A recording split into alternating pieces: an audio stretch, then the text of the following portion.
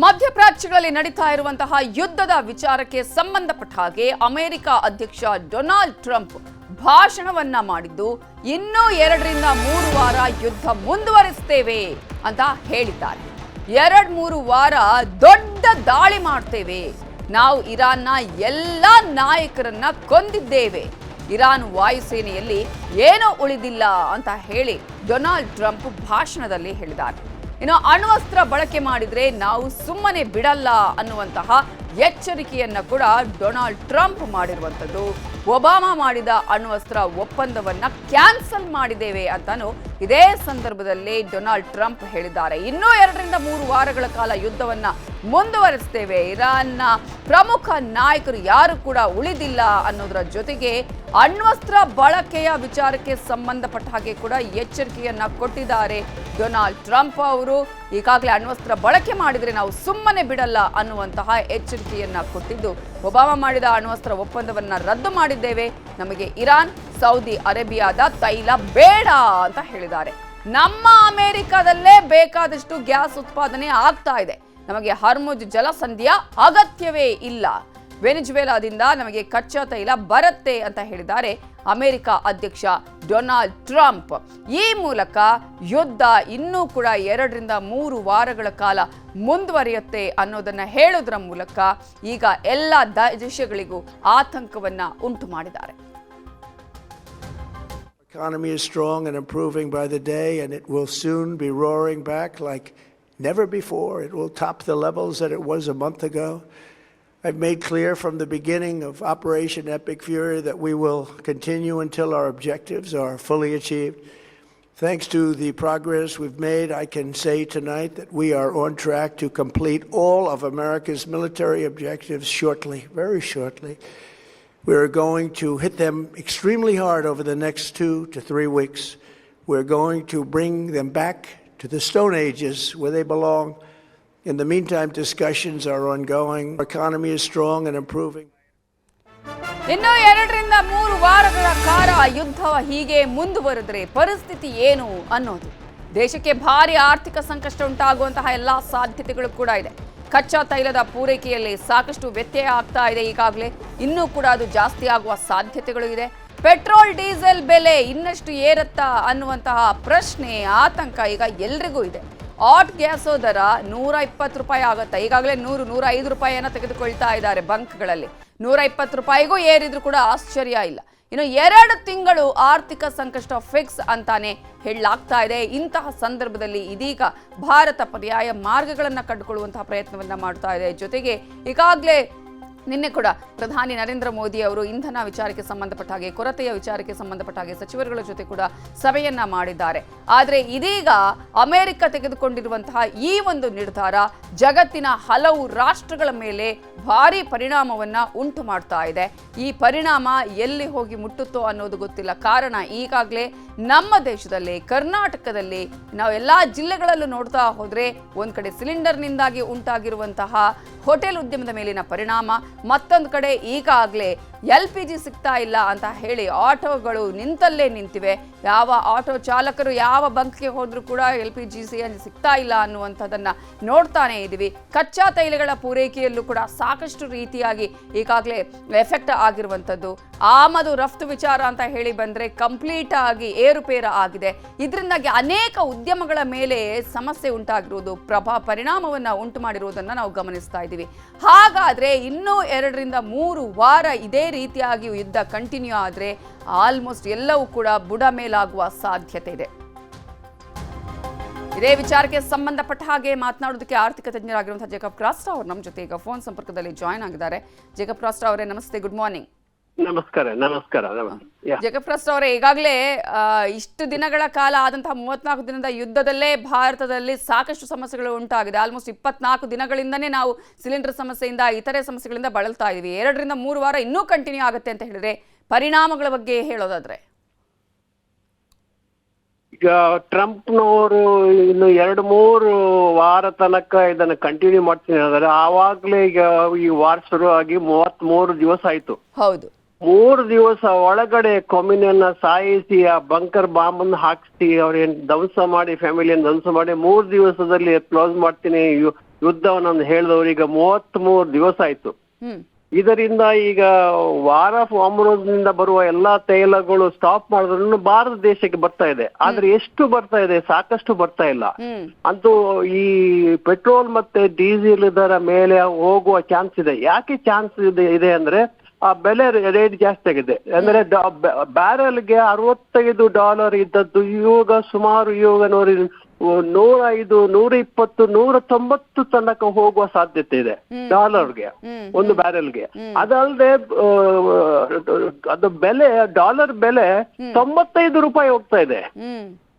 ಇದರಿಂದ ಕಠಿಣವಾಗಿ ನಮ್ಮ ಭಾರತದ ಆರ್ಥಿಕ ದುಸ್ಥಿತಿ ಮೇಲೆ ಬೀಳ್ತಾ ಇದೆ. ಇಲ್ಲಿ ಒಂದು ವಿಷಯ ತಿಳ್ಕೋಬೇಕು, $1 ಬ್ಯಾರೆಲ್ ಮೇಲೆ ಇನ್ಕ್ರೀಸ್ ಆದ್ರೆ ನಮ್ಗೆ 16,000ರಿಂದ 18,000 ಕೋಟಿ ತನಕ ನಷ್ಟ ಆಗುತ್ತೆ $1 ಇನ್ಕ್ರೀಸ್ ಆಗಿದ್ರೆ. ಇದು ಜಸ್ಟ್ ಇಮ್ಯಾಜಿನ್ ಮಾಡಿ. ಅಂದ್ರೆ ಭಾರತ ದೇಶ ಶಿಸ್ತಿನ ತಡ್ಕೊಂಡು ಈ ಡೀಸೆಲ್ ಮತ್ತೆ ಪೆಟ್ರೋಲ್ ಮೇಲೆ ಜಾಸ್ತಿ ಮಾಡಿಲ್ಲ. ಕಮರ್ಷಿಯಲ್ LPG ಮೇಲೆ ಮಾತ್ರ ಸ್ವಲ್ಪ ಮಾಡಿದ್ರೆ ಅದು ಸ್ವಲ್ಪ ಇವಾಗ ಹೋಟೆಲ್ ಇಂಡಸ್ಟ್ರಿ ಮೇಲೆ ಸ್ವಲ್ಪ ತೊಂದರೆ ಆಗ್ತದೆ. ಹೌದು ಹೌದು, ಆದ್ರೆ ಈ ಡೊಮೆಸ್ಟಿಕ್ ಮೇಲೆ ಮಾಡಿಲ್ಲ. ಆದ್ರೆ ಎಷ್ಟರ ತನಕ ಕಾಯಲಿಕ್ಕಾಗುತ್ತೆ? ಈಗ $1ಗೆ ಅವ್ರಿಗೆ 16,000 ಕೋಟಿ ಒಂದು ನಷ್ಟ ಆಗೋದಾದ್ರೆ $65 ಇದ್ದದ್ದು ಈಗ 190 ಆದ್ರೆ ಇವ್ರು ಏನ್ ಮಾಡ್ಲಿಕ್ಕೆ ಸಾಧ್ಯತೆ? ಅದು ಬಹುಶಃ ಒಂದು ವಾರ ತನಕ ಇವರು ವಾರ್ ಕಂಟಿನ್ಯೂ ಮಾಡ್ತೀನಿ ಅಂದ್ರೆ ಅಲ್ಲ. ಇಲ್ಲಿ ಇವಾಗ ಶ್ರುತಿ ಭಾರತದ ಈ ಆರ್ಥಿಕ ಸ್ಥಿತಿ ಏನಾಗುತ್ತದೆ ನೋಡಿ, ಇದು ಎಷ್ಟರ ತನಕ ಕಾಯಲಿಕ್ಕಾಗುತ್ತೆ? ಸ್ವಲ್ಪ ಕಷ್ಟ ಆಗುತ್ತದೆ ಅನಿಸ್ತದೆ. ಈ ಪೆಟ್ರೋಲ್ ಮತ್ತೆ ಡೀಸೆಲ್ ಜಾಸ್ತಿ ಆಗುತ್ತೆ ಇಡೀ ಅಂದ್ರೆ ಇವನ್ ಇನ್ಕ್ಲೂಡಿಂಗ್ US ನಲ್ಲಿ ಕೂಡ ನೋಡಿ ಒಂದು ಗ್ಯಾಲನ್ ಮೇಲೆ $4 ಇನ್ಕ್ರೀಸ್ ಮಾಡಿದ್ದಾರೆ ಒಂದು ಗ್ಯಾಲನ್ ಮೇಲೆ. ಭಾರತದಲ್ಲಿ ಮಾತ್ರ ಮಾಡಿಲ್ಲ. ಇದು ಅಂದ್ರೆ ಇನ್ಫ್ಲೇಷನ್ ಜಾಸ್ತಿ ಆಗುತ್ತೆ. ಇನ್ಫ್ಲೇಷನ್ ಕಂಟ್ರೋಲ್ ಮಾಡ್ಲಿಕ್ಕೆ ಅಂದ್ಬಿಟ್ಟು ಭಾರತ ತಡ್ಕೊಂಡಿದೆ. ಆದ್ರೆ ಎಷ್ಟು ದಿವಸ ತಡ್ಕೊಳ್ಲಿಕ್ಕಾಗತ್ತೆ? ಇದೊಂದು ಬಹಳ ಒಂದು ಚಿಂತಾಜನಕದ ಸ್ಥಿತಿ.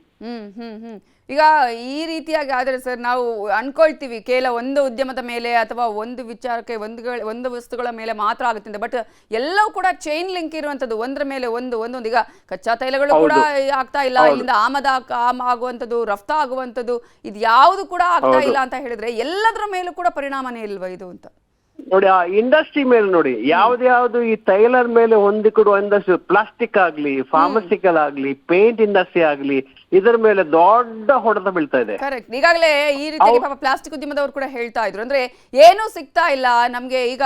ಹೌದು ಹೌದು, ಇದು ಈ ತರ ಮುಂದುವರೆದರೆ ಬಹುಶಃ ಈ ಆರ್ಥಿಕ ಸ್ಥಿತಿ ಎಷ್ಟು ತನಕ ಬದಲಾಗುತ್ತೆ, ಮತ್ತೆ ಕುಂದು ಕೊರತೆಗಳು ಎಷ್ಟು ಇಂಡಸ್ಟ್ರಿಗಳು ಆಗುತ್ತೆ ಅಂತ ಹೇಳಲಿಕ್ಕೆ ಸಾಧ್ಯನಿಲ್ಲ. ಆಮೇಲೆ ಈಗ ಇನ್ನೊಂದು ಚಿಂತಾಜನಕ ಸ್ಥಿತಿ ಏನಂದ್ರೆ, ಈಗ ಈ ತರ ಕಂಟಿನ್ಯೂ ಮಾಡಿದ್ರೆ ಇರಾನ್ ಅವರು ಈಗ ಥ್ರೆಟ್ ಕೊಟ್ಟಿದ್ದಾರೆ. ಏನೆಲ್ಲ US ಇನ್ವೆಸ್ಟ್ಮೆಂಟ್ ಪಶ್ಚಿಮ ಗಲ್ಫ್ ನಲ್ಲಿ ಇದೆಯೋ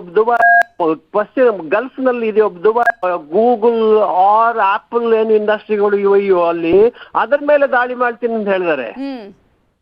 ಒಂದು ವೇಳೆ ಈ ತರ ಆದ್ರೆ ಆಮೇಲೆ ಅಷ್ಟೇ ಆ ಯುದ್ಧ ನಿಲ್ಲಲ್ಲ.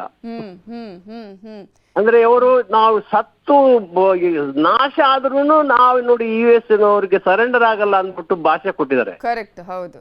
ಆಮೇಲೆ ಇನ್ನೊಂದು ವಿಷಯ ತಿಳ್ಕೊಬೇಕಾದ್ರೆ, ಇರಾನ್ ನಲ್ಲಿ ಈಗ ಇವನು ಟ್ರಂಪ್ ಹೇಳ್ತಾನೆ ನಾನು ಅವರ ಲೀಡರ್ಗಳನ್ನೆಲ್ಲ ಕೊಂದಾಕಿದ್ದೀನಿ, ಯಾರು ಲೀಡರ್ಗಳಿಲ್ಲ ಅಂತ. ಅಲ್ಲಿ I was told there are 9 levels of management Iran ನಲ್ಲಿ. ಯಾಕಂದ್ರೆ ಆವಾಗ ಯು ರಿಮೆಂಬರ್, ಇನ್ನು ಸದಾಮ್ ಹುಸೇನ್ ಇರುವಾಗ ಇರಾನ್ ಇರಾಕ್ ಆಗುವಾಗ ಅದು 10-12 ವರ್ಷ ವಾರ್ ನಡೆದಿದ್ದಾಗಿತ್ತು. ಆವಾಗ ಇರಾನ್ನವರು ಎಲ್ಲ ಆರ್ಮ್ಸ್ ಅಂಡ್ ಅಮ್ಯುನಿಷನ್ ಸ್ಟೋರ್ ಮಾಡಿ ಇಟ್ಕೊಂಡಿದ್ದಾರೆ. ಆಮೇಲೆ ಈ USA ನಿಂದ ಇವರು ಕ್ಷಿಪಣಿಗಳನ್ನು ಹಾಕಿದ್ರೆ ಇವರು ಡ್ರೋನ್ ಮುಖಾಂತರ ನೋಡಿ ಅದನ್ನ ಅಂದ್ರೆ 1000 ಗಟ್ಟಲೆಯಿಂದ ಅದನ್ನು ನಾಶ ಮಾಡ್ತಾರೆ. ಅವ್ರು ಲಕ್ಷ ಗಟ್ಟಲೆ ಅವ್ರಿಗೆ ನಾಶ ಆಗ್ತದೆ USAಗೆ. ಎಸ್, ನಾವೆಲ್ಲರೂ ಈಗ ಆತಂಕದಲ್ಲೇ ಇರುವಂತಹ ಪರಿಸ್ಥಿತಿ ಎದುರಾಗಿದೆ ಇಲ್ಲಿ. Thank you so much Jacob ಕ್ರಾಸ್ಟರ್ ಅವರೇ ನ್ಯೂಸ್ 18 ಜೊತೆ ಮಾತನಾಡಿದ್ದಕ್ಕಾಗಿ. ಇನ್ನು ಇದೇ ವಿಚಾರಕ್ಕೆ ಸಂಬಂಧಪಟ್ಟ ಹಾಗೆ ಇನ್ನಷ್ಟು ಮಾಹಿತಿಯನ್ನ ಕೊಡೋದಕ್ಕೆ ನಮ್ಮ ಜೊತೆ ಈಗ ಹೂಡಿಕೆ ತಜ್ಞರಾಗಿರುವಂತಹ ರುದ್ರಮೂರ್ತಿ ಅವರು ಫೋನ್ ಸಂಪರ್ಕದಲ್ಲಿ ಜಾಯ್ನ್ ಆಗಿದ್ದಾರೆ. Good morning. ನಮಸ್ತೆ ರುದ್ರಮೂರ್ತಿ ಅವರೇ. ನಮಸ್ತೆ ಮೇಡಮ್. ಗುಡ್ ಮಾರ್ನಿಂಗ್ ಅಂತ ಹೇಳ್ಬೋದಾ? ಅಮೆರಿಕ ಇರಾನ್ನ ನಡುವಿನ ಯುದ್ಧದ ಪರಿಸ್ಥಿತಿನ ನೋಡಿದ್ರೆ ಅದು ನೀವು ಯಾವ ಕಡೆ ಎಂಟಿ ಆಫ್ ದಿ ಗ್ಲಾಸ್ ನೋಡ್ತೀರಾ ಇಲ್ಲ ಫಿಲ್ಡ್ ಗ್ಲಾಸ್ ಪೋರ್ಷನ್ ನೋಡ್ತೀರಾ ಅನ್ನೋದ್ರ ಮೇಲೆ ಡಿಪೆಂಡ್ ಆಗುತ್ತೆ. ಖಂಡಿತವಾಗ್ಲೂ ಈ ಯುದ್ಧ ಯಾರಿಗೂ ಕೂಡ ಪ್ರಯೋಜನ ಇಲ್ಲ. ಅಮೆರಿಕಾಗೂ ಇಲ್ಲ, ಇರಾನ್ಗೂ ಇಲ್ಲ, ಇಸ್ರೇಲ್ಗೂ ಇಲ್ಲ, ಅಥವಾ ಇಡೀ ವಿಶ್ವದಲ್ಲಿ ಯಾವ ದೇಶಕ್ಕೂ ಇದು ಒಳ್ಳೇದಂತೂ ಮಾಡ್ತಾ ಇಲ್ಲ. ನೋಡಿ, ಮುಖ್ಯವಾಗಿ ಇರಾನ್, ಇಸ್ರೇಲ್, USA ಅಲ್ಲೆಲ್ಲೋ ಯುದ್ಧ ನಡೀತಿದ್ರು ಕೂಡ ಭಾರತ ದೇಶ ಕಚ್ಚಾ ತೈಲದ ಮೇಲೆ ಭಾರಿ ಇಂಪೋರ್ಟ್ಸ್ ಮೇಲೆ ಡಿಪೆಂಡೆಂಟ್ ಆಗಿರೋದ್ರಿಂದ ಖಂಡಿತವಾಗ್ಲೂ ನಮಗೆ ತುಂಬಾ ನೆಗೆಟಿವ್ ಇಂಪ್ಯಾಕ್ಟ್ ಅನ್ನ ಕೊಡುತ್ತೆ.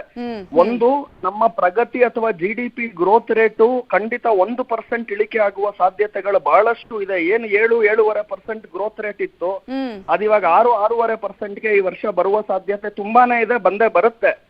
ಎರಡನೇದಾಗಿ ಹಣದುಬ್ಬರ ಅಥವಾ ಇನ್ಫ್ಲೇಷನ್ ಅಂತ ನಾವೇನ್ ಕರಿತೀವಿ, ಈ ಕಚ್ಚಾ ತೈಲದ ಬೆಲೆಗಳ ಮೇಲೋಯ್ತು ಅಂದ್ರೆ ಎಲ್ಲಾ ಬೆಲೆಗಳು, ದಿನನಿತ್ಯ ಬಳಸುವಂತಹ ಎಲ್ಲಾ ವಸ್ತುಗಳ ಬೆಲೆಗಳು ಕೂಡ ಮೇಲ್ ಹೋಗುತ್ತೆ. ಈ ಕಚ್ಚಾ ತೈಲ ಅಂತಾರಾಷ್ಟ್ರೀಯ ಮಾರುಕಟ್ಟೆಯಲ್ಲಿ $105 ಪ್ರತಿ ಬ್ಯಾರಲ್ಗೆ ಟ್ರೇಡ್ ಆಗ್ತಾ ಇದೆ. ಎರಡನೇದಾಗಿ ರೂಪಾಯಿ ಮೌಲ್ಯ ಭಾರಿ ಕುಸಿತವನ್ನ ಕಾಣ್ತಾ ಇದೆ. ಈಗ ಹತ್ತತ್ರ $93, $94 ಕೂಡ ಪ್ರತಿ ಡಾಲರ್ಗೆ ರೂಪಾಯಿನ ಮೌಲ್ಯ ತಲುಪಿದೆ. ಹಾಗೂ ದಿನನಿತ್ಯ ಬಳಸುವ ಎಲ್ಲಾ ವಸ್ತುಗಳು ಕೂಡ ಇವಾಗ ಜಾಸ್ತಿ ಆಗುತ್ತೆ. ಸೊ ನೀವು ಹಾಲು, ಹಣ್ಣು, ತರಕಾರಿ, ಗೋಧಿ, ಅಕ್ಕಿ, ಬೇಳೆ, ಸೊ ಯಾವಾಗ ಸಾಗಾಣಿಕೆ ವೆಚ್ಚ ಜಾಸ್ತಿ ಆಗುತ್ತೆ ಈ ಕಚ್ಚಾ ತೈಲ ಮೇಲ್ಗಡೆ ಹೋಗೋದ್ರಿಂದ, ಸೊ ಇನ್ಫ್ಲೇಷನ್ ಇಂದ ಖಂಡಿತವಾಗ್ಲೂ ಕೂಡ ಬರುವ 1 ವರ್ಷ ಏನಿದೆ, ಈ ಯುದ್ಧ ಇಮಿಡಿಯೇಟ್ ಆಗಿ ನಿಂತರೂ ಕೂಡ ಅದು ಮಾಡಿರುವ ಡ್ಯಾಮೇಜ್ ಏನಿದೆ, ಹಾನಿ ಏನಿದೆ, ಅದರಿಂದ ಚೇತರಿಸ್ಕೊಳೋದಕ್ಕೆ ಮಿನಿಮಮ್ 6 ತಿಂಗಳು ಬೇಕಾಗುತ್ತೆ ಅಂತ ಹೇಳ್ತೀನಿ. ಸೊ ದೇವ್ರು ಒಳ್ಳೆ ಬುದ್ಧಿ ಕೊಟ್ಟು ಟ್ರಂಪ್ ಈ ಯುದ್ಧವನ್ನ ಬೇಗ ನಿಲ್ಲಿಸ್ಲಿ. ಇನ್ನು 2-3 ವಾರ ಅಂತ ಹೇಳ್ತಾನೆ ಇದಾರಲ್ಲ, ಇದುವೇ ಈಗ ಮತ್ತಷ್ಟು ಟೆನ್ಷನ್ಗೆ ಕಾರಣ ಆಗ್ತಿರೋದು ಎಲ್ಲಾ ದೇಶಗಳಿಗೂ ಅಂತ ಹೇಳಿ. ಎಷ್ಟೇ ದೇಶಗಳು ವಿರೋಧಿಸಿದ್ರು ಕೂಡ ನಂದೇ ಅನ್ನೋ ರೀತಿಯಲ್ಲೇ ಈ ವರ್ತನೆ ಮಾಡ್ತಾ ಇರೋದ್ರಿಂದ ಖಂಡಿತ. ನೋಡಿ, ಟ್ರಂಪ್ ಒಂದ್ ಕಡೆ ಇನ್ನ 2-3 ವಾರ ಯುದ್ಧ ಮುಂದುವರಿಸ್ತೀನಿ ಅಂತ ಹೇಳ್ತಾರೆ, ಮತ್ತೊಂದ್ ಕಡೆ ಹೇಳ್ತಾರೆ ಸ್ಟ್ರೈಟ್ ಆಫ್ಗೂ ನಮಗೂ ಸಂಬಂಧ ಇಲ್ಲ. ಯುರೋಪಿಯನ್ ರಾಷ್ಟ್ರಗಳು ಯಾರ್ಯಾರು ಇದ್ದೀರಾ ನೀವೇ ಡೈರೆಕ್ಟ್ ಆಗಿ ಹೋಗಿ ಸ್ಟ್ರೈಟ್ ಆಫ್ ಹಾರ್ಮಸ್ ಅನ್ನ ಬಿಡುಗಡೆ ಮಾಡ್ಕೊಂಡು ನಿಮ್ಗೇನ್ ಅಲ್ಲಿಂದ ಕಚ್ಚಾ ತೈಲ ಬೇಕು ನೀವೇ ತಗೊಳ್ಳಿ, ನನಗೂ ಅದಕ್ಕೂ ಸಂಬಂಧ ಇಲ್ಲ ಅಂತಾರೆ. ಮತ್ತೊಂದ್ ಕಡೆ ಬಂದ್ ಹೇಳ್ತಾರೆ ನಾನ್ ಖಂಡಿತವಾಗ್ಲೂ ಸ್ಟ್ರೈಟ್ ಆಫ್ ಹಾರ್ಮಸ್ ಅನ್ನ ಓಪನ್ ಮಾಡೋದಕ್ಕೆ ಎಲ್ಲಾ ಪ್ರಯತ್ನ ಪಡ್ತಿದ್ದೀನಿ ಅಂತ. ಇನ್ನೊಂದ್ ಕಡೆ ಹೇಳ್ತಾರೆ ನಾನು ಇರಾನ್ ಜೊತೆ ಮಾತುಕತೆ ಮಾಡ್ತಾ ಇದ್ದೀನಿ, ಬೇಗ ಯುದ್ಧ ಮುಗಿಯುತ್ತೆ ಅಂತ. ತಿರುಗಿ ಇವತ್ತು ಬಂದ್ ಹೇಳ್ತಾರೆ ಇಲ್ಲ ಇನ್ನ 2-3 ವಾರ ಯುದ್ಧ ಮುಂದುವರಿಯುತ್ತೆ ಅಂತ. ಸೊ ಟ್ರಂಪ್ ಏನ್ ಹೇಳ್ತಾರೆ ಟ್ರಂಪ್ಗೆ ಅರ್ಥ ಆಗ್ತಿಲ್ಲ, ಇನ್ ಬೇರೆಯವ್ರಿಗೆ ಖಂಡಿತವಾಗ್ಲೂ ಅರ್ಥ ಆಗಲ್ಲ. ಸೊ ಪ್ರತಿ ನಿಮಿಷ, ಪ್ರತಿ ಕ್ಷಣ ಒಂದೊಂದು ಮಾಹಿತಿಗಳನ್ನ ಕೊಡ್ಕೊಂಡು ಹೋಗ್ತಾ ಇದಾರೆ. ಖಂಡಿತ ಇದರಿಂದ ಯಾರಿಗೂ ಕೂಡ, ಯಾವ ದೇಶಕ್ಕೂ ಕೂಡ ಒಳ್ಳೇದಿಲ್ಲ. ಆದ್ರೆ ಖಂಡಿತ ಜನರು ಏನ್ ಮಾಡ್ಬೇಕಿಂತ ಸಮಯದಲ್ಲಿ ಅಂದ್ರೆ ಪ್ಯಾನಿಕ್ ಆಗಬಾರ್ದು. ನಂಬರ್ 1 ಆಯ್ತು, ಈ ಲೋಯೆಸ್ಟ್ ಲೆವೆಲ್ಸ್ ಬಂದ್ಬಿಡ್ತು, ನನ್ನ ಹತ್ರ ಇರೋ ಶೇರ್ ಎಲ್ಲ ಮಾರ್ಕೊಂಡು ಹೋಗ್ಬಿಡೋಣ, 0 ಬಂದ್ಬಿಡುತ್ತೆ ಶೇರು, ಈ ತರ ಪ್ಯಾನಿಕ್ ಆಗದೆ ಖಂಡಿತವಾಗ್ಲೂ ಹೂಡಿಕೆಗಳನ್ನ ಈ ರೇಟ್ಸ್ ಗಳಲ್ಲಿ ಮಾರಾಟ ಮಾಡಬಾರ್ದು. ಇದು ಒನ್ಸ್ ಇನ್ ಡಿಕೇಡ್ ಅಂತ ಹೇಳ್ತೀನಿ. ಅಂದ್ರೆ 10 ವರ್ಷಕ್ಕೆ ಒಂದ್ಸಲ ಈ ತರದ ಸಿಚುವೇಶನ್ ಬಂದೇ ಬರುತ್ತೆ. ನೀವು ಕಳೆದ 10 ವರ್ಷದಲ್ಲಿ ನೋಡ್ತಾ ಹೋಗ್ತು ಅಂದ್ರೂ ಕೂಡ 2018, 19, 20 ಆ ಪೀರಿಯಡ್ ವೆರಿ ಡೇಂಜರಸ್ ಪೀರಿಯಡ್ ಇತ್ತು. ಕೋವಿಡ್ ನೋಡಿದ್ರಿ, ಅದ್ರ ಮುಂಚೆ ನೋಡಿದ್ರೆ ಲೇಮನ್ ಬ್ರದರ್ ಕ್ರೈಸಿಸ್ 2008ರಲ್ಲಿ ನೋಡಿದ್ವಿ. ಸೊ ಈ ತರ ಯಾವ್ದೇ ಕ್ರೈಸಿಸ್ ಬಂದ್ರೂ ಕೂಡ ಒಂದ್ 3 ತಿಂಗಳು 6 ತಿಂಗಳು ನೀವು ಅದನ್ನ ಖಂಡಿತ ವಿತ್ಸ್ಟ್ಯಾಂಡ್ ಮಾಡಿದ್ರೆ ಅಥವಾ ನೀವು ಅದನ್ನ ರೆಸಿಸ್ಟ್ ಮಾಡಿದ್ರೆ ಮುಂದಿನ 2 ವರ್ಷ 3 ವರ್ಷದಲ್ಲಿ ಭಾರಿ ಪ್ರಮಾಣದ ಲಾಭವನ್ನು ಕೂಡ ಹೂಡಿಕೆಯಲ್ಲಿ ಮಾಡ್ತೀವಿ. ಸೊ ಹಾಗಾಗಿ ಸಾಮಾನ್ಯ ಜನರು ನಂಬರ್ 1 ಪ್ಯಾನಿಕ್ ಆಗ್ಬೇಡಿ. ನಂಬರ್ 2 ಈ ಲೆವೆಲ್ಸ್ ಗಳಲ್ಲಿ ಖಂಡಿತ ಶೇರ್ಸ್ ಎಲ್ಲಾನು ಸೇಲ್ ಮಾಡೋದು ಅಥವಾ ಚಿನ್ನ ಬೆಳ್ಳಿನೂ ಕಡಿಮೆ ಆಗೋಯ್ತು ಈ ರೇಟ್ ಅಲ್ಲಿ ಮಾರ್ಬಿಡೋಣ ಅನ್ನೋದು, ಈ ತರ ಮಿಸ್ಟೇಕ್ ಗಳನ್ನ ಮಾಡಬಾರ್ದು. ಹೂಡಿಕೆಗಳನ್ನ ಖಂಡಿತ ಸ್ಟ್ರಾಂಗ್ ಆಗಿ ಹೋಲ್ಡ್ ಮಾಡಿ ದೀರ್ಘಾವಧಿಗೆ ಯೋಚನೆ ಮಾಡಿ, ಲಾಂಗ್ ಟರ್ಮ್ಗೆ. ಇದೆಲ್ಲಾನು ನಿಮಗೆ ಮುಂದಿನ ದಿನಗಳಲ್ಲಿ ಒಳ್ಳೆ ಆಪರ್ಚುನಿಟಿ ಇತ್ತು, ನಾನು ಖರೀದಿ ಮಾಡಬೇಕಿತ್ತು ಅಂತ ಖಂಡಿತ ರಿಪೆಂಡ್ ಮಾಡೋರು ತುಂಬಾ ಜನ ಮುಂದೆ ಸಿಗ್ತಾರೆ. Okay, yes, fine, thank you Rudramurthy ಅವರೇ ನ್ಯೂಸ್ 18 ಜೊತೆ ಮಾತನಾಡಿದ. ರಾಜ್ಯದಲ್ಲಿ ಹೆಚ್ಚುತ್ತಿದೆ ಕೊಲ್ಲಿ ಯುದ್ಧದ ಪರಿಣಾಮ. ಆಟೋ LPG ಸಿಗದೆ ಚಾಲಕರು ಈಗ ಸಂಕಷ್ಟವನ್ನ ಪ್ರತಿನಿತ್ಯ ಅನುಭವಿಸ್ತಾ ಇದ್ದಾರೆ. ನಾವು ಎಲ್ಲ ಜಿಲ್ಲೆಗಳ ವಿಚಾರಗಳನ್ನ ಹೇಳ್ತಾ ಇದ್ರಿ, ರಾಜ್ಯ ರಾಜಧಾನಿಯಲ್ಲೇ ಎಲ್ಲೂ ಕೂಡ LPG ಸಿಗ್ತಾ ಇಲ್ಲ. ಆಟೋ ಚಾಲಕರು ಇದೀಗ ಎಲ್ಲಿ ಆಟೋ ಕ್ಲೋಸ್ ಆಗಿದೆಯೋ ಅಂತ ಹೇಳಿದ್ರೆ LPG ಎಲ್ಲಿ ನಿಂತಿದೆಯೋ ಅಲ್ಲೇ ನಿಲ್ಸಿರುವಂತಹ ಪರಿಸ್ಥಿತಿ ನಿರ್ಮಾಣ ಆಗಿದೆ. ಬೆಂಗಳೂರು, ಬೆಳಗಾವಿ ಸೇರಿ ಹಲವು ಕಡೆ ಈಗ ಆಟೋ ಚಾಲಕರು ಪ್ರತಿನಿತ್ಯ ಸಂಕಷ್ಟವನ್ನು ಅನುಭವಿಸುತ್ತಿದ್ದಾರೆ. ಕೆಲ ಬಂಕ್ಗಳಲ್ಲಿ LPG ಕಡಿಮೆ ಸರಬರಾಜಾಗಿದ್ದು ಗ್ಯಾಸ್ಗಾಗಿ ರಾತ್ರಿಯಿಂದ ಕ್ಯೂ ನಿಂತಿದ್ದಾರೆ ಚಾಲಕರು. ಈಗಾಗಲೇ ಹೇಳ್ತಾ ಇದ್ರು ಅನೇಕರು, ನಾವು 3 ಗಂಟೆ 4 ಗಂಟೆ 5 ಗಂಟೆ ಅಂತ ಕಾಯ್ತಾ ಇದೀವಿ ಅಂತ. ಇದೀಗ ರಾತ್ರಿಯಿಂದನೇ LPGಗಾಗಿ ಅಲ್ಲಿ ಕ್ಯೂ ನಿಲ್ಲುವಂತಹ ಪರಿಸ್ಥಿತಿ ನಿರ್ಮಾಣ ಆಗಿದೆ. ಬಂಕ್ಗಳ ಮುಂದೆ ಕಿಲೋಮೀಟರ್ ಗಟ್ಟಲೆ ಆಟೋ ಚಾಲಕರು ಕಾಯ್ತಾ ಇದ್ದಾರೆ ನಿಲ್ಲಿಸಿ ತಮ್ಮ ಆಟೋಗಳನ್ನ. ಇಂತಹ ಸಂದರ್ಭದಲ್ಲಿ ಇದೀಗ ಆಟೋಗಳಿಗೆ LPG ಸಿಕ್ಕಿಲ್ಲ ಅಂತ ಹೇಳಿದ್ರೆ ಅವ್ರು ಬಾಡಿಗೆ ಹೋಗೋದಕ್ಕೆ ಆಗೋದಿಲ್ಲ, ಬಾಡಿಗೆ ಇಲ್ಲ ಅಂತ ಹೇಳಿದ್ರೆ ಅವರ ಜೀವನ ನಡೆಯೋದು ಹೇಗೆ? ಈಗಾಗಲೇ EMI ಇದೆ, ನಾವು ಇದರಿಂದಾನೇ ನಾವು ದುಡಿದು ಪ್ರತಿನಿತ್ಯ ನಮ್ಮ ಜೀವನಕ್ಕೆ ಆಧಾರ ಆಗೋದು, ನಮ್ಮ ಪರಿಸ್ಥಿತಿ ಏನು ಅಂತ ಹೇಳಿ ಆಟೋ ಚಾಲಕರುಗಳು ಕೇಳ್ತಾ ಇದ್ದಾರೆ. ಈ ಸಮಸ್ಯೆಗೊಂದು ದಯವಿಟ್ಟು ಪರಿಹಾರವನ್ನ ಕೊಡಿಸಿ ಸರ್ಕಾರದ ಕಡೆಯಿಂದ. ಸರ್ಕಾರ ಹೇಳ್ತಾ ಇದೆ ಏನು ಸಮಸ್ಯೆ ಇಲ್ಲ ಅಂತ ಹೇಳಿ, ಆದರೆ ನಮಗೆ ಏನು ಬೇಕು LPG ಅದೇ ಸಿಗ್ತಾ ಇಲ್ಲ, ಬಂಕ್ಗಳು ಕ್ಲೋಸ್ ಆಗ್ತಾ ಇದೆ ಅನ್ನುವಂತಹ ಒಂದು ಆತಂಕವನ್ನ, ನೋವನ್ನು ಕೂಡ ಆಟೋ ಚಾಲಕರು ತೋಡ್ಕೊಳ್ತಾ ಇದ್ದಾರೆ. ಬೆಂಗಳೂರಲ್ಲೂ ಅಷ್ಟೇ, ಬೆಳಗಾವಿಯಲ್ಲೂ ಅಷ್ಟೇ, ನಾವು ನಿಮಗೆ ತೋರಿಸ್ತಾ ಇರುವಂತಹ ದೃಶ್ಯಗಳಲ್ಲಿ ಎಲ್ಲ ಆಟೋ ಚಾಲಕರು ಈಗ ಈ ಒಂದು ಸಮಸ್ಯೆಯನ್ನ ಹೇಳ್ಕೊಳ್ತಾ ಇದ್ದಾರೆ. ಊಟ ತಿಂಡಿ ಬಿಟ್ಟು ನಾವು LPGಗಾಗಿ ಕಾಯುವಂತಹ ಪರಿಸ್ಥಿತಿ ನಿರ್ಮಾಣ ಆಗಿದೆ. ಗ್ಯಾಸ್ಗಾಗಿ ನಾವು ಬಂಕ್ಗಳ ಮುಂದೆ ಕಿಲೋಮೀಟರ್ ಗಟ್ಟಲೆ ಕಾಯಬೇಕಾದಂತಹ ಪರಿಸ್ಥಿತಿ ನಿರ್ಮಾಣ ಆಗಿದೆ ಅಂತ ಹೇಳ್ತಿದ್ದಾರೆ.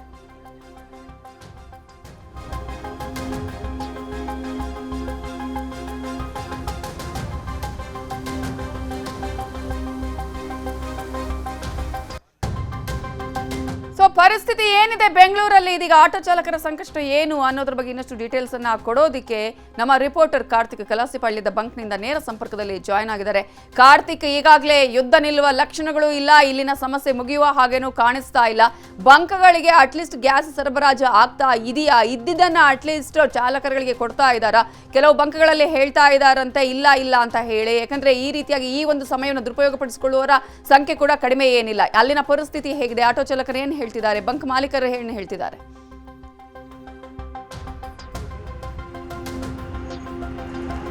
ನವಿತಾ ಜೈನ್, ಕೊಲ್ಲಿ ಯುದ್ಧದ ಪರಿಣಾಮ ರಾಜ್ಯದ ಆಟೋ ಚಾಲಕರ ಮೇಲೆ ನೇರವಾಗಿ ಬೀಳ್ತಾ ಇದೆ.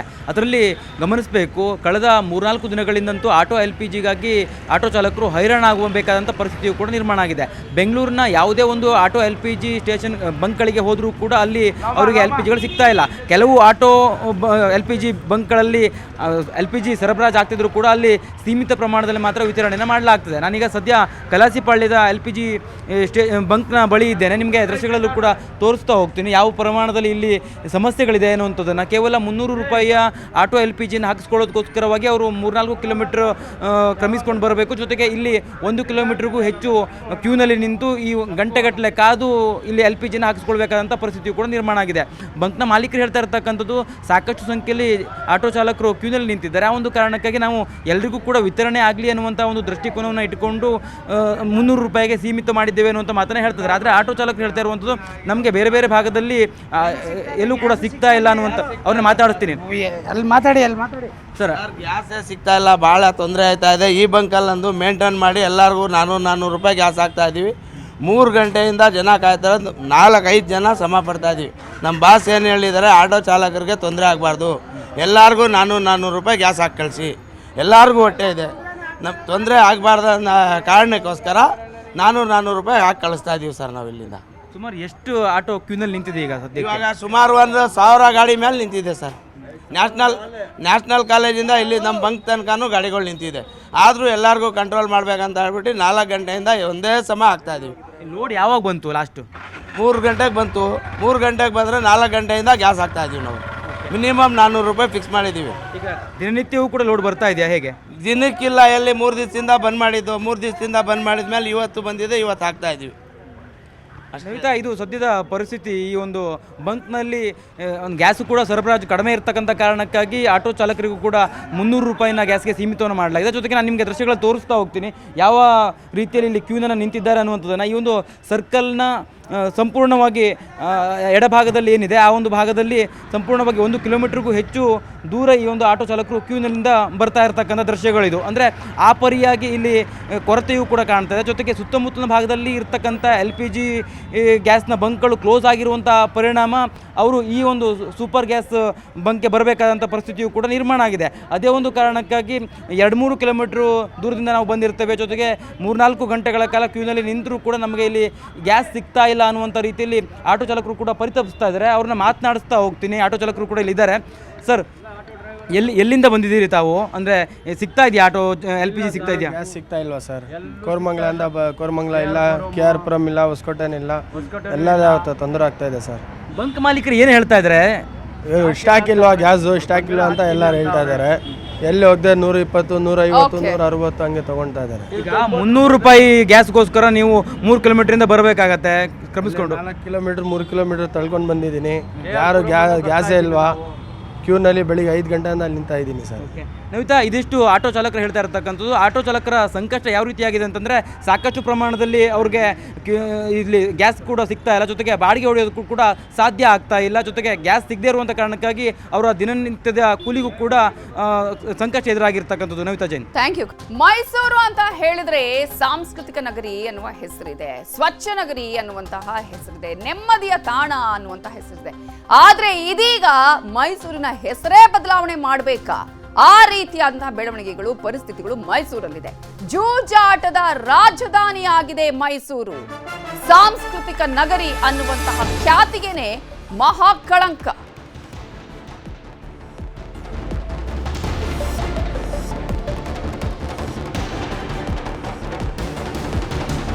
ಸಾಂಸ್ಕೃತಿಕ ನಗರಿ ಅನ್ನುವಂತಹ ಹೆಸರು ಇರುವಂತಹ ಮೈಸೂರಿಗೆ ಇದೀಗ ಎಂತಹ ಕಳಂಕ ಗೊತ್ತಾ? ಸೇಫ್ ಸಿಟಿ ಅಂತ ಕರೆಸಿಕೊಳ್ತಾ ಇರುವಂತಹ ಮೈಸೂರಿನಲ್ಲಿ ಏನೇನು ನಡೀತಾ ಇದೆ? ಸೇಫ್ ಸಿಟಿ ಅಂತ ಹೇಳಿ ಕರೆಸಿಕೊಳ್ತಾ ಇರುವಂತಹ ಈ ನಗರಿಯಲ್ಲಿ ಅಪರಾಧಗಳಿಂದ ಮಸಿಯ ಮೇಲೆ ಮಸಿಯನ್ನ ಈ ಒಂದು ನಗರಿ ಈಗ ಪಡೆದುಕೊಳ್ತಾ ಇದೆ. ಮೈಸೂರು ಸಾಂಸ್ಕೃತಿಕ ನಗರಿ ಅಂತ ಹೇಳ್ತಾ ಇದ್ವಿ, ಆದ್ರೆ ಇದೀಗ ಜೂಜಾಟದ ರಾಜಧಾನಿಯಾಗಿ ಬದಲಾಗಿದೆ ಮೈಸೂರು. ಸೇಫ್ ಸಿಟಿಗೆ ಅಪರಾಧಗಳಿಂದ ಮಸಿ ಮೇಲೆ ಮಸಿ ಬಳಿತಾ ಇದೆ. ಡ್ರಗ್ಸ್ ಫ್ಯಾಕ್ಟರಿಗಳಿಂದ ಮೈಸೂರಿಗೆ ಕಳಂಕವೇ ಬಂದಿದೆ ಇದೀಗ.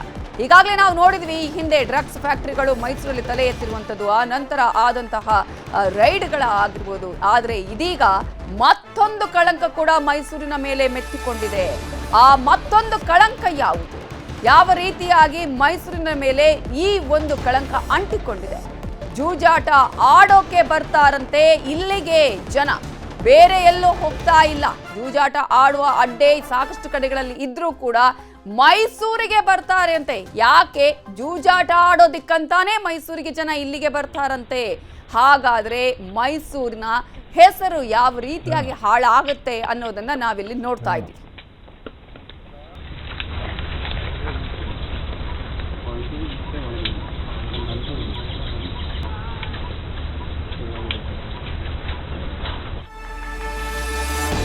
ಸಾಕಷ್ಟು ಪ್ರವಾಸಿ ತಾಣಗಳಿದೆ. ಮೈಸೂರಿನ ಅರಮನೆ ವಿಶ್ವವಿಖ್ಯಾತ. ಆದ್ರೆ ಮೈಸೂರಿನ ಪ್ರವಾಸಿ ತಾಣವಾಗಿ ನೋಡೋದಕ್ಕೆ ಬರ್ತಾರೆ ಅಂತ ಹೇಳಿದ್ರೆ ಇಲ್ಲಿ ಈಗ ಯಾವ ಕಾರಣಕ್ಕಾಗಿ ಜನ ಬರ್ತಾ ಇದ್ದಾರೆ, ಯಾವ ರೀತಿಯಾಗಿ ಇದು ಒಂದೊಂದರ ಅಡ್ಡೆ ಆಗ್ತಾ ಇದೆ ಅನ್ನೋದನ್ನ ನಿಮ್ಗೆ ಹೇಳ್ತಾ ಹೋಗ್ತೀವಿ. ರಾಜ್ಯದ ಮೂಲೆ ಮೂಲೆಗಳಿಂದ ಇಲ್ಲಿ ಜನ ಬರ್ತಾ ಇರೋದು ಪ್ರವಾಸಿ ತಾಣಗಳನ್ನ ನೋಡೋದಿಕ್ಕಲ್ಲ. ಒಂದಷ್ಟು ಭಾಗ ಪ್ರವಾಸಿ ತಾಣಗಳು ನೋಡೋದಕ್ಕೆ ಬರಬಹುದು, ಆದ್ರೆ ಭಾಗಶಃ ಬರ್ತಾ ಇರುವಂಥದ್ದು ಜೂಜಾಡೋದಿಕ್ಕಂತಾನೆ ಜನ ಬರ್ತಾ ಇರುವಂಥದ್ದು. ನ್ಯೂಸ್ 18 ಕನ್ನಡದಲ್ಲಿ ನಿಮಗೆ ಎಕ್ಸ್ಕ್ಲೂಸಿವ್ ಮಾಹಿತಿಯನ್ನು ಕೊಡ್ತೀವಿ. ಈ ಸ್ಪೀಟ್ ಆಡಿಸಿ ದಿನಕ್ಕೆ 2 ರಿಂದ 3 ಕೋಟಿ ರೂಪಾಯಿ ವ್ಯವಹಾರವನ್ನ ಕೂಡ ಮಾಡ್ತಾ ಇದ್ದಾರಂತೆ ಇಲ್ಲಿ. ಅದರಲ್ಲೂ ಪ್ರಮುಖವಾಗಿ ರೌಡಿ ಶೀಟರ್ಗಳಿಂದ ಅಕ್ರಮ ಇಸ್ಪೀಟ್ ದಂಧೆಯನ್ನ ಇಲ್ಲಿ ನಡೆಸಲಾಗ್ತಾ ಇದೆ. ಮೈಸೂರಿನ ಹೊರ ವಲಯದ ತೋಟದಲ್ಲಿ ಅಡ್ಡೆಯನ್ನೇ ಮಾಡ್ಕೊಂಡಿದ್ದಾರೆ. ಜೂಜಾಟ ಆಡೋದಿಕ್ಕೆ ಅಂತಾನೆ ಒಂದು ಅಡ್ಡೆಯನ್ನ ಇಟ್ಕೊಂಡಿದ್ದಾರೆ. ತೋಟವನ್ನೇ ಜೂಜಾಟದ ಅಡ್ಡೆ ಮಾಡ್ಕೊಂಡಿದ್ದಾರೆ ಇಲ್ಲಿ ರೌಡಿ ಶೀಟರ್ಗಳು. ಇದನ್ನೇ ಇದೀಗ ತಮ್ಮ ದಂಧೆಯನ್ನಾಗಿ ಮಾಡ್ಕೊಂಡಿರುವಂಥದ್ದು, ಅಕ್ರಮ ಇಸ್ಪೀಟ್ ದಂಧೆಯನ್ನಾಗಿ ಮಾಡ್ಕೊಂಡಿರೋದು. ಬಿಳಿಕೆರೆ ಠಾಣಾ ವ್ಯಾಪ್ತಿಯಲ್ಲಿ ಜೂಜಾಟದ ದಂಧೆ ನಿತ್ಯ ನಡೀತಾ ಇದೆ. ಅಲ್ಲಿ ಪ್ರಮುಖವಾಗಿ ನಾವು ನೋಡ್ತಾ ಇರುವಂಥದ್ದು ರೌಡಿ ಶೀಟರ್ ಮುಜ್ಜು, ಜಯರಾಮ್, ಭಟ್ಟ ರಮೇಶ್. ಇನ್ನು ಇವರೆಲ್ಲರೂ ಕೂಡ ಈ ರೀತಿಯಾಗಿ ಇಸ್ಪೀಟ್ ದಂಧೆಯನ್ನ ಮಾಡ್ತಿದ್ದಾರೆ. ರಾಜ್ಯದೆಲ್ಲೆಡೆಯಿಂದ ಜೂಜಾಟಕ್ಕೆ ಅಂತಾನೆ ಜನ ಬರ್ತಾ ಇದ್ದಾರೆ. ಹಾಡ ಹಗಲೇ ಹಣವನ್ನ ಸುರಿದು ಜೂಜಾಟವನ್ನ ಆಡ್ತಾ ಇದ್ದಾರೆ. ಜೂಜಾಟದ ಸ್ಪಾಟ್ ಯಾವುದು? ತೋಟ. ಆ ಒಂದು ತೋಟದಲ್ಲೇ ಇದೀಗ ಇಸ್ಪೀಟನ್ನ ಆಡಿಸಿ 2 ರಿಂದ 3 ಕೋಟಿ ರೂಪಾಯಿ ವ್ಯವಹಾರವನ್ನ ಇಲ್ಲಿ ಮಾಡ್ಲಾಗ್ತಾ ಇದೆ. ಇಂತಹ ದಂಧೆಯನ್ನ ಮಾಡ್ಲಾಗ್ತಾ ಇದೆ. ರೌಡಿ ಶೀಟರ್ ಮುಜ್ಜು, ಜಯರಾಮ್, ರಮೇಶ್, ಭಟ್ಟ ರಮೇಶ್ ಅನ್ನುವಂಥವರು ಈ ರೀತಿಯಾದಂತಹ ಒಂದು ಕೆಲಸವನ್ನ ಈಗ ಮಾಡ್ತಾ ಇರುವಂಥದ್ದು. ಮೈಸೂರಿಗೆ ಸಾಂಸ್ಕೃತಿಕ ನಗರಿ ಅನ್ನುವ ಹೆಸರಿನ ಜೊತೆಗೆ ಪ್ರವಾಸಿ ತಾಣಗಳಿಗೆ ಇರುವಂತಹದನ್ನ ನಾವು ಗಮನಿಸ್ತೀವಿ. ಹಾಗಾದ್ರೆ ಇಲ್ಲಿ ಕೇವಲ ಜೂಜಾಟದಿಂದನೇ 2 ರಿಂದ 3 ಕೋಟಿ ವ್ಯವಹಾರ ಇಲ್ಲಿ ಆಗ್ತಾ ಇದೆ ಅಂತ ಹೇಳಿದ್ರೆ ಈ ಒಂದು ಅಡ್ಡೆ ಯಾವ ರೀತಿಯಾಗಿದೆ, ಯಾವ ರೀತಿಯಾಗಿ ಜನರಿಗೆ ಇದರ ಬಗ್ಗೆ ಮಾಹಿತಿ ಇದೆ, ಇಲ್ಲಿಗೇನೆ ಜನ ಜೂಜಾಟಕ್ಕೆ ಬರ್ತಾರೆ ಅಂತ ಹೇಳಿದ್ರೆ ಎಲ್ರಿಗೂ ಕೂಡ ಇದರ ಬಗ್ಗೆ ಮಾಹಿತಿ ಇದೆ ಅನ್ನೋದು ಅರ್ಥ ಆಗುತ್ತೆ. ಇದೇ ವಿಚಾರಕ್ಕೆ ಸಂಬಂಧಪಟ್ಟ ಹಾಗೆ ಇನ್ನಷ್ಟು ಡೀಟೇಲ್ಸ್ ಅನ್ನ ಕೊಡೋದಕ್ಕೆ ನಮ್ಮ ರಿಪೋರ್ಟರ್ ಆನಂದ್ ಈಗ ನೇರ ಸಂಪರ್ಕದಲ್ಲಿ ಜಾಯ್ನ್ ಆಗಿದ್ದಾರೆ. ಆನಂದ್, ಸಾಂಸ್ಕೃತಿಕ ನಗರಿ, ಪ್ರವಾಸಿ ತಾಣಗಳ ನಗರಿ, ವಿಶ್ವವಿಖ್ಯಾತ ಹೆಸರನ್ನ ಪಡೆದಿರುವಂತಹ ಮೈಸೂರಿಗೆ ಈಗಾಗಲೇ ಡ್ರಗ್ಸ್ ಫ್ಯಾಕ್ಟರಿಯಿಂದಾಗಿ ಮಸಿ ಅಂಟಿಕೊಂಡಿರೋದನ್ನ ನಾವು ಗಮನಿಸ್ತಾ ಇದ್ದೀವಿ. ಇದೀಗ ಜೂಜಾಟದ ಅಡ್ಡೆನೇ ಮೈಸೂರು ಅಂತ ಹೇಳಿದ್ರೆ ಜನ ಇದಕ್ಕೆ ಅಂತ ಇಲ್ಲಿ ಬರ್ತಾರೆ ಅಂತ ಹೇಳಿದ್ರೆ ಅಧಿಕಾರಿಗಳ ಗಮನಕ್ಕೆ ಬರ್ತಾ ಇಲ್ವಾ? ಯಾವ ರೀತಿಯಾಗಿ ಇಲ್ಲಿ ಜೂಜಾಟ ನಡೆಯುತ್ತೆ? ಎಷ್ಟು ಕೋಟಿ ರೂಪಾಯಿ ವ್ಯವಹಾರ ನಡೀತಾ ಇದೆ ಇದರಿಂದಾಗಿ? ನವಿತಾ, ಯಾಕೋ ಏನೋ ಮೈಸೂರನ್ನ ಬಿಟ್ಟು ಬಿಡದಂತೆ ಈ ಡ್ರಗ್ಸ್ ಇವೆಲ್ಲವೂ ಕೂಡ ಕಾಡ್ತಾ ಇತ್ತು. ಆದ್ರೆ ಇದೀಗ ಮೈಸೂರಿನಲ್ಲಿ ಎಗ್ಗಿಡದೆ ಜೂಜಾಟವೂ ಕೂಡ ನಡೀತಾ ಇದೆ ಅನ್ನುವಂತಹ ಆತಂಕಕಾರಿ ಅಂಶ ಒಂದು ಬೆಳಕಿಗೆ ಬಂದಿರುವಂತದ್ದು. ಮೈಸೂರಿನ ಹೊರವಲಯದ ತೋಟವೊಂದರಲ್ಲಿ ಪ್ರತಿನಿತ್ಯವೂ ಕೂಡ ಸುಮಾರು ಲಕ್ಷ ಹಣವನ್ನ ಜನರು ತೆಗೆದುಕೊಂಡು ಬಂದು ಇಸ್ಪೀಟನ್ನು ಆಡ್ತಾ ಇದ್ದಾರೆ. ಮೇನ್ಲಿ ರೌಡಿ ಶೀಟರ್ಗಳು ಈ ದಂಧೆ ನಡೆಸ್ತಾ ಇದ್ದಾರೆ ಅನ್ನುವಂತಹ ಆಘಾತಕಾರಿ ವಿಷಯ ಸದ್ಯಕ್ಕೆ ತಿಳಿದು ಬಂದಿರುವಂತದ್ದು. ಬಿಳಿಕೆರೆ ಪೊಲೀಸ್ ಠಾಣೆಯ ವ್ಯಾಪ್ತಿಯೊಂದರಲ್ಲಿ ಮಾವಿನ ತೋಟದ ಒಂದರಲ್ಲಿ ಈ ರೀತಿಯಾದಂತಹ ಅಡ್ಡ ನಡೀತಾ ಇದೆ. ಪ್ರತಿದಿನವೂ ಒಂದೊಂದು ಕಡೆ ಇವರು ಅಡ್ಡ ನಡೆಸ್ತಾ ಇದ್ದಾರೆ. ಪ್ರತಿನಿತ್ಯವೂ ಕೂಡ ಸುಮಾರು 50ರಿಂದ 60 ಜನ ಮಂದಿ ಅಲ್ಲಿ ಬಂದು ಇಸ್ಪೀಟನ್ನು ಆಡ್ತಾರೆ. ಕೇವಲ ಮೈಸೂರಿನಿಂದ ಅಷ್ಟೇ ಅಲ್ಲ, ಪಕ್ಕದ ಹಾಸನ, ಮಂಡ್ಯ, ಚಾಮರಾಜನಗರ, ಕೊಡಗು ಎಲ್ಲಾ ಕಡೆಗಳಿಂದಲೂ ಕೂಡ ಜನರು ಬಂದು ಅಲ್ಲಿ ಇಸ್ಪೀಟನ್ನು ಆಡ್ತಾರೆ. ಬರುವಂತವರಿಗೆ ಇವರು ವೆಹಿಕಲ್ ವ್ಯವಸ್ಥೆಯನ್ನು ಕೂಡ ಮಾಡಿಕೊಟ್ಟಿರ್ತಾರೆ. ಅವನ್ನ ಕರೆದುಕೊಂಡು ಹೋಗುವ ವ್ಯವಸ್ಥೆಯನ್ನು ಕೂಡ ಮಾಡಿಕೊಟ್ಟಿರ್ತಾರೆ ಎನ್ನುವಂತಹ ಗಂಭೀರ ಆರೋಪ ಕೇಳಿ ಬಂದಿರುವಂತದ್ದು. ನಮಗೆ ಸಿಕ್ಕಿರುವಂತಹ ದೃಶ್ಯದ ಪ್ರಕಾರ ಲಕ್ಷ ಹಣವನ್ನ ಎಸೆದು ಇಸ್ಪೀಟನ್ನು ಆಡುವಂತಹ ಜನರು ಸದ್ಯ ಅಲ್ಲಿ ಕಾಣಿಸ್ತಾ ಇರುವಂತದ್ದು. ಇನ್ನು ಈ ಬಗ್ಗೆ ಯಾಕೆಂದ್ರೆ ಕಳೆದ 4 ದಿನಗಳಿಂದಷ್ಟೇ ಮೈಸೂರಿನ ಹುಣಸೂರು ವ್ಯಾಪ್ತಿಯಲ್ಲಿ ಸುಮಾರು 12 ಕೋಟಿ ಮೌಲ್ಯದ ಡ್ರಗ್ಸ್ ಅನ್ನು ಸೀಸ್ ಮಾಡಲಾಗಿತ್ತು.